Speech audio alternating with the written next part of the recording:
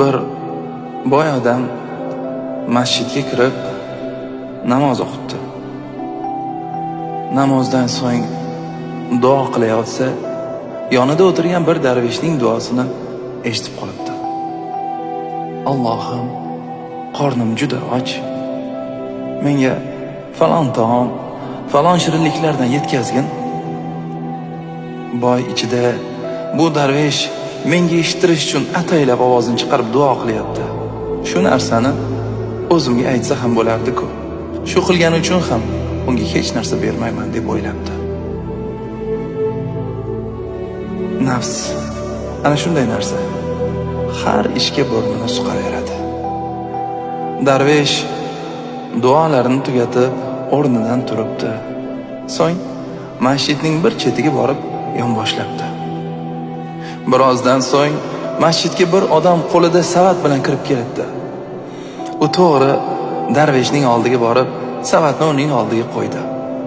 Darvesh savatning ustini ochsa, duosida so'ragan taom va shirinliklar turgan emish. O'tirgan joyda hamma narsani ko'rib turgan boy lol qoldi, angrayib qoldi.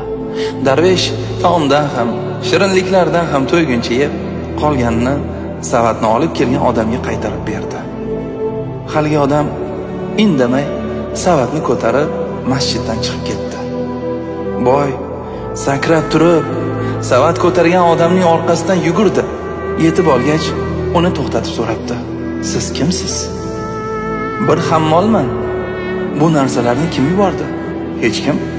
O'zim olib keldim." "Siz boyagi darveshni taniysizmi?" "Yo'q, tanimayman." "O'zingiz tanimagan, bilmagan odamga nega shuncha narsa olib keldingiz?" Hammol kishi kulib qo'yib shunday dedi: "Bilasizmi, men bir faqir insonman. Odamlarning yukini tashib kun ko'raman. Bugun ajoyib bir voqea yuz berdi. Bugun bir boy odamning yukini tashib bergan edim. Juda ko'p pul berib yubordi. Xursand bo'lib ketdim. Bozorga yugurdim. Boshqa payt bolalarimga yedira olmagan taomlarni olib uyga bordim. Rosa charchagan ekanman. Ayolim ovqatni tayyorlaguncha uxlab qolibman.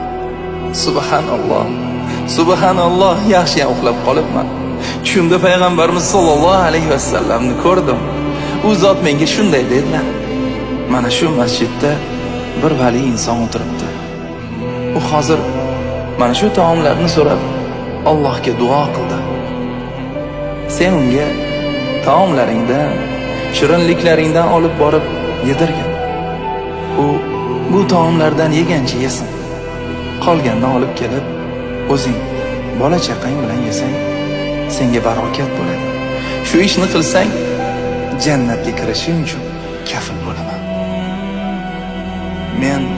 Men uyg'ondim-u, taomlarni olib masjidga yugurdim.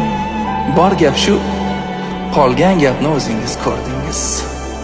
Boy tinmay yig'lardi. Undan shu qilgan bozor o'charingga qancha ketdi deb so'radi.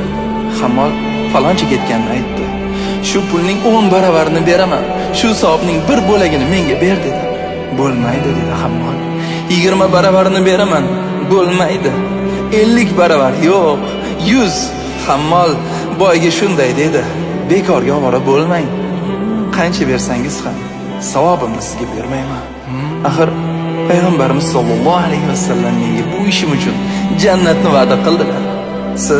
Siz menga butun dunyoni bersangiz ham men sizga bu ne'matni bera olmayman. Siz shu odam bilan yonma-yon namoz o'qib turib, savobdan bebahra qolibsiz. Nasib qilmagan ekan. Ehtimol bu ishda sizga ibrat bordir."